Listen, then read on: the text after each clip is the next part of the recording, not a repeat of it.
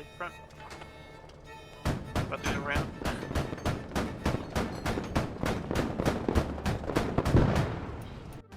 For over 30 years, Australia relied on one vehicle to serve its cavalry needs. Its firepower and speed made it perfect to transport troops across lands like East Timor, Iraq, and Afghanistan. And now it's being phased out for a newer model. This is the ASLAV.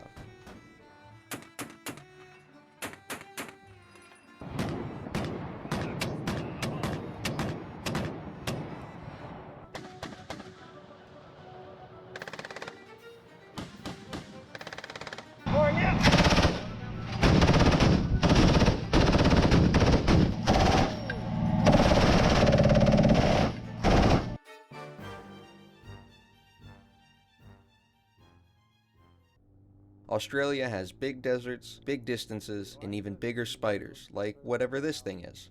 Ew.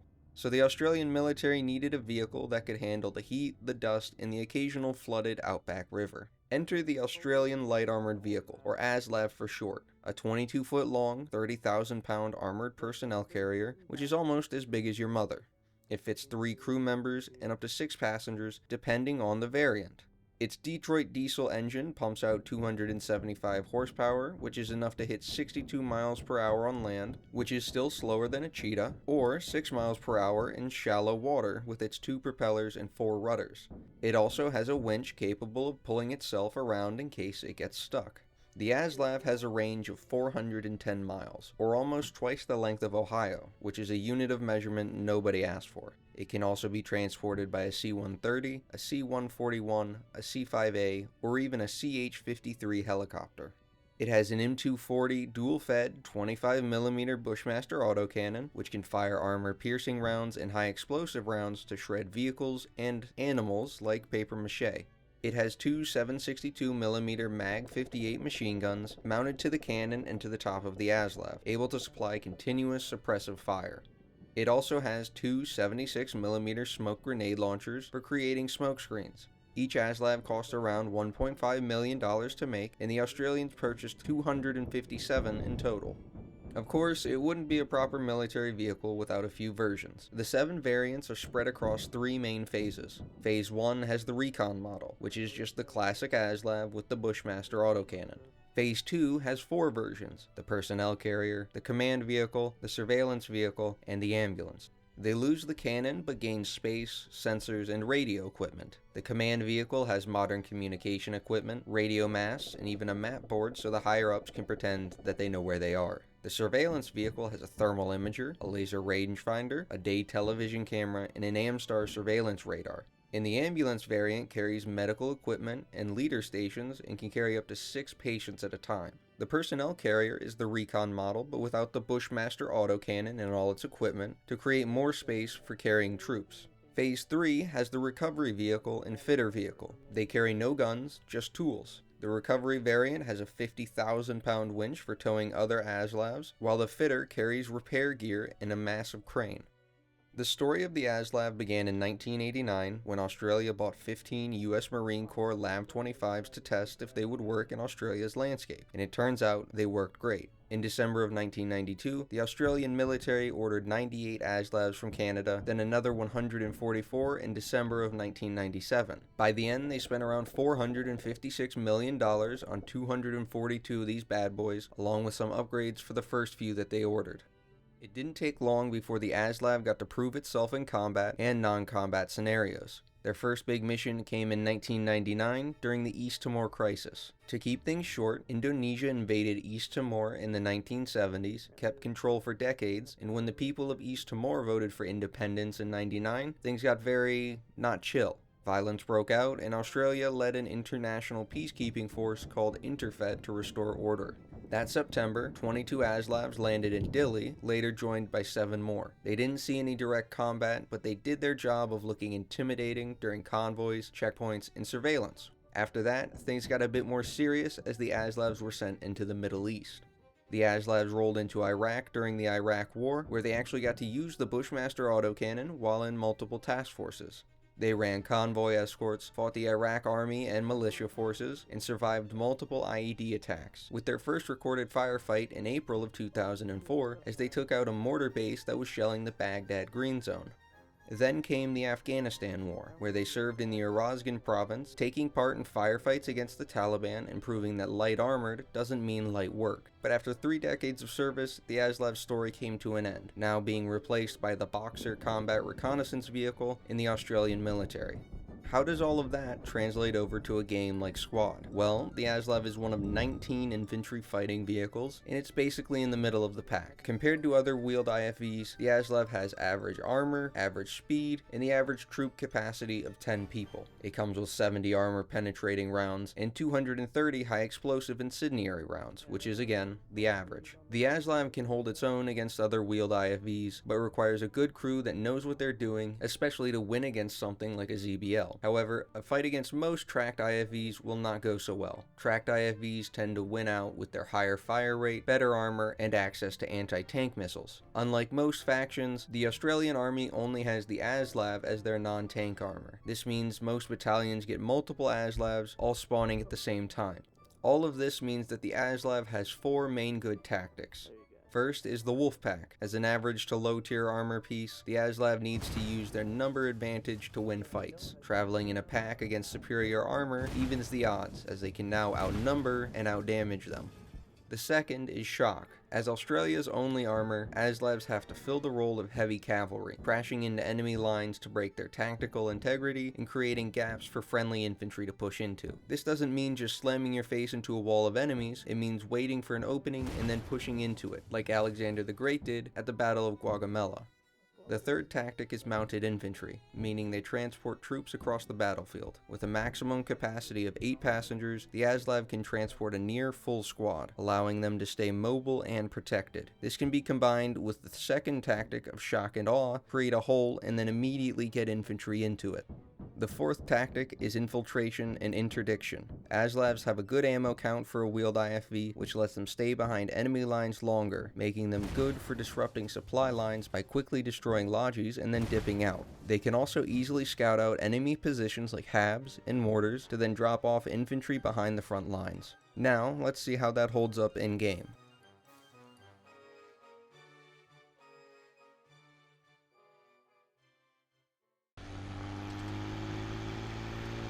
See, why is that gonna be so absurdly loud? Yeah.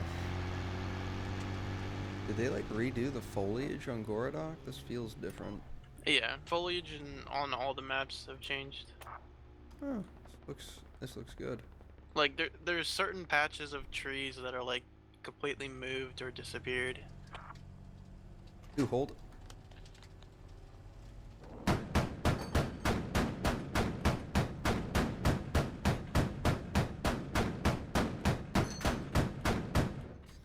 One of their MV thingies is dead. Or Guardians, or whatever people call them. The Guardian! Yeah, I was gonna say there's not really much else that I see. Except for a medic trying to go res those people. He came from Bravo, so that might be a HAB.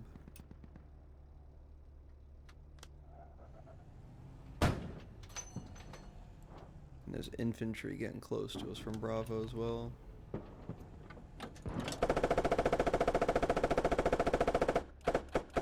I'm trying to smoke us off.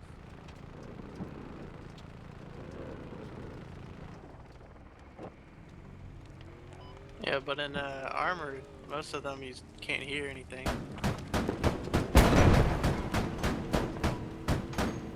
Yeah, let's just chase him and get out of here.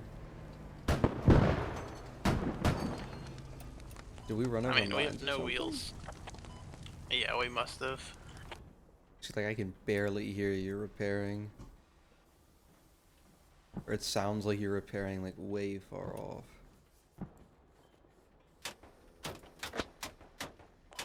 Oh my god.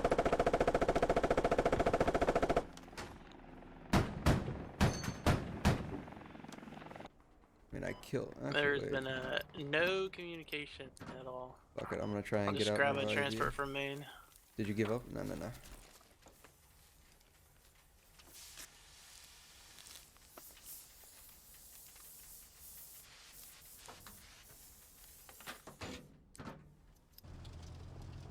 Oh, feels so nice driving through grass now.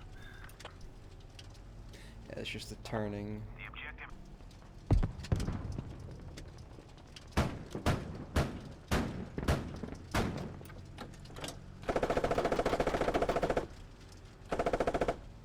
I don't know how that guy survived that, but okay. Apparently there's a fix coming up the railroad from the east. A what? Oh, heli, front. About to go around.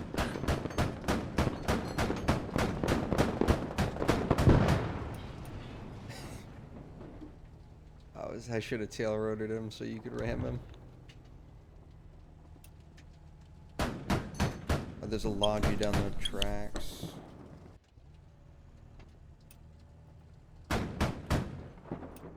I can't see him. He's further down the tracks now. Well, supposedly that's where the tank is, so. Yeah, let's not go that way. Oh, feels so nice driving through fields now. Normally you'd be like bogged down to like 30, now I'm just still accelerating.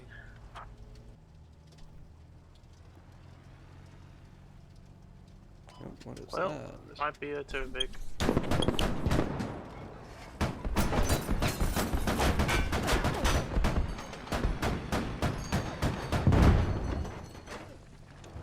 Nice. Look at that, I can smell them out. Oh, this feels like so much shorter. It doesn't feel like the huge cliffs that it used to be. Yeah, remember how there was some trees on the bank here too? Yeah, this looks better. I like this. I see some there's people up people. there. I might start opening up in a second. Yeah, fuck it, why not? Because that's an enemy vehicle, that's why not. It's slots empty. 50, it's one there. Yeah, I'll kill that thing first. Unless it just Oh, doesn't... where'd he go? I was gonna say, where the fuck did that guy go? There you go. Oh, nice. People in that field, friendly. Oh, they don't have a tank. Oh my god, what were we doing?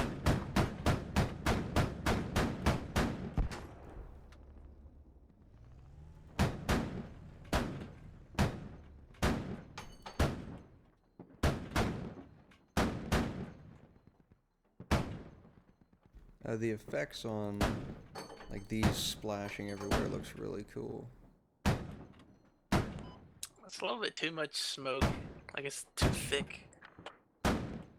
Yeah, Especially when you're shooting armor, you shooting them can cover for them.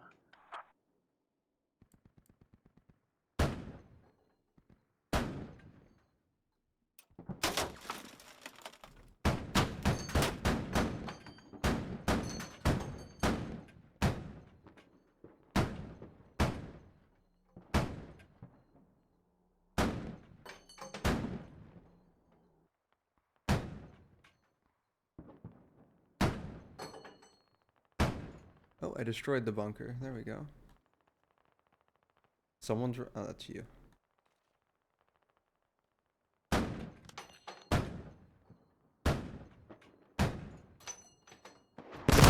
Oh.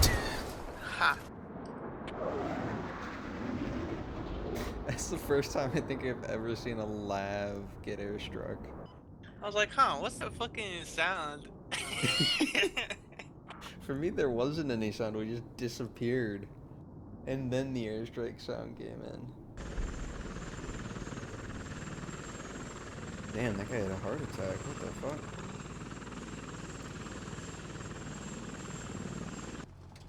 This feels much more open, the bunkers.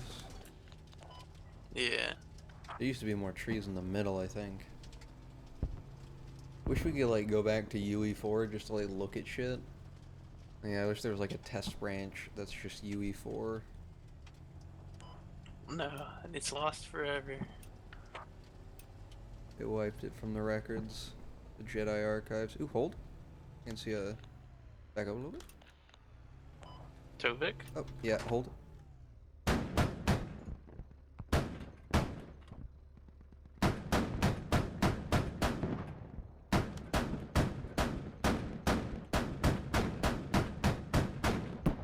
Then I can see a logi here.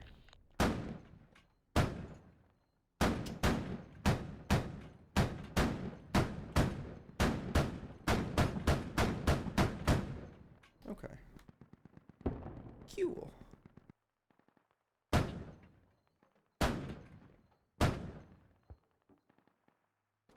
They might have something on Bravo if they get 2 habs, because just a lot of people running in from there.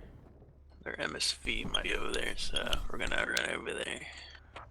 Ooh, that's true. They get an MSV. It's probably there then.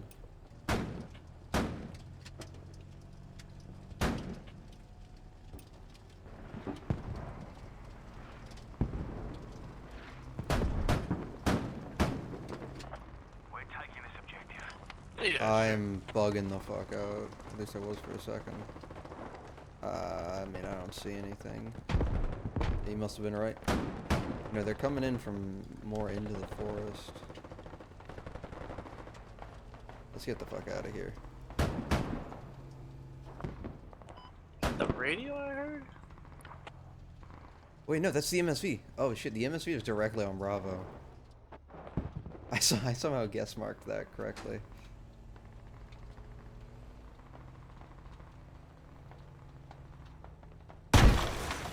Uh-oh.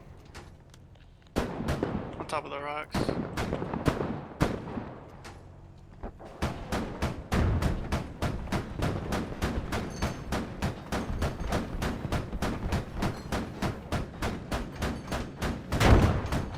Alright, let's go.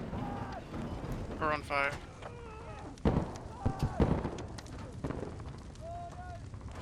Came from their direction of the MSV. I got barrel But, stuff. why did they change mid-arm distance? Well, we took out their main spawn. Hopefully we should take Hilltop now. Plus there's a lav at main. See, and this is where you got to, so we rearmed after we got away. We rearmed 100%. Yeah, we used like all of our AP. I think we had like 3 rounds of AP left anyways once we killed that MSV. Yeah, it's crazy how it takes like 20 to kill MV. Yeah, that Topher took so many. But I know he's up here somewhere, because right before I turned, I heard him shoot over us. Or our dead tank. It's a dead tank. Oh, I see him. Take a left or stop. He's at Bravo.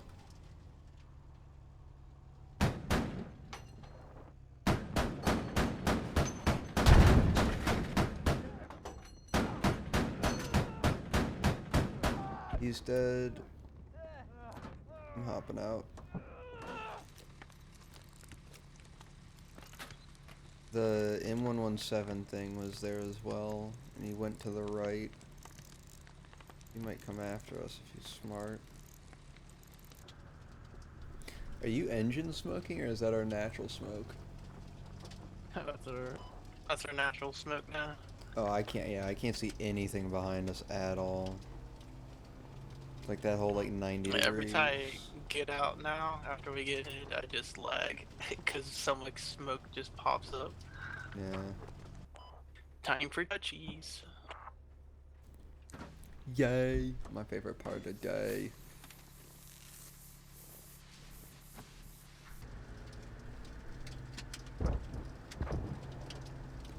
Ooh, hold. There's a whatever Vic in the water.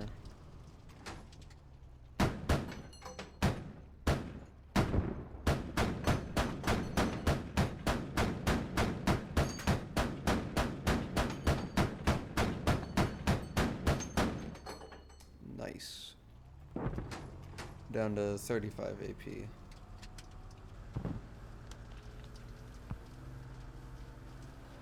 Toe? Heard that. In the east somewhere. Probably like up there if I had to guess. We can probably go flank him if we want. I don't know how low we are. We're gonna have to repair the tires, and we're 80%. Alright.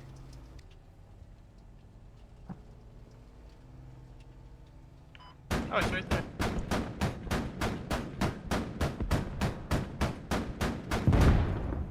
Alright, we're down to 15 AP. This feels way taller. Yeah. Ooh. Okay, they've got a hab and a radio tower.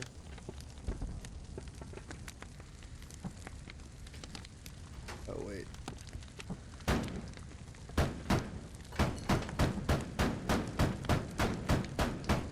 Lav on, whatever the tower.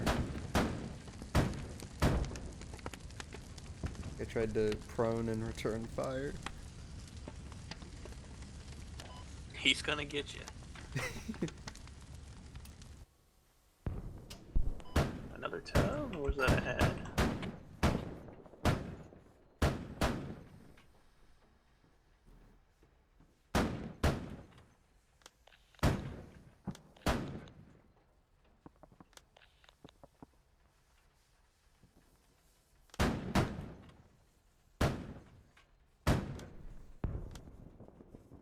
What are you marking? There's the Guardian. 1117. They've swapped to AP.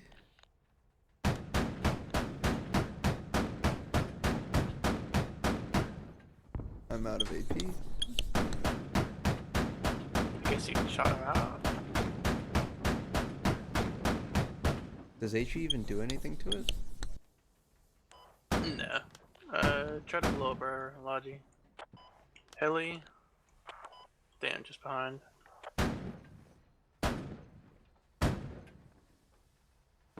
Not sure where that rocket came from. I would assume.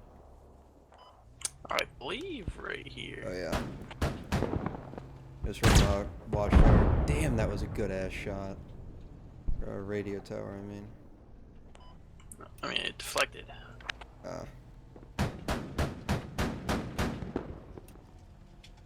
UE5, top tier gameplay. 100 kills. Wait, can't use kills anymore. 100. 100 respawns. That'll be. 100 tickets. That'll be the description. Oh. Oh, that's not it. Are they on the point? Oh yeah, they are.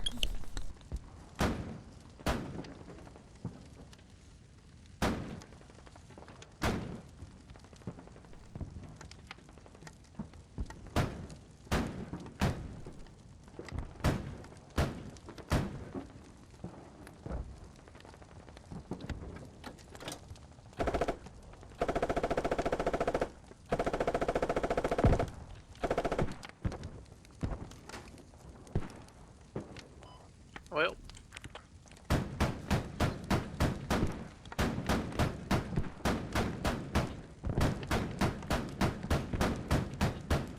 Logi dead. Bravo. Whoa. Oh my god. Not sure where that came from. Do we want to take, what, a fourth one from main? Third one, I mean? Hell yeah. Gotta say, those double tandems are fucking nasty. Yeah, especially with how difficult it is to figure out where they are. Just solo hatting is going to be a really good strat now. And you're definitely going to need to have like a full 3-person for tanks. They try to do fucking everything to stop solo players, but then add more tandems. More tandems, and it's like 5 times as hard to hear them and see them. I don't see any mines. And one if you're just right here next to the road. Oh, there's a second one. They're both dead. Oh, I thought my okay, game there it goes. Hey. Damn. Congratulations. 13 kills. Well, yeah. You kill all the I give up. all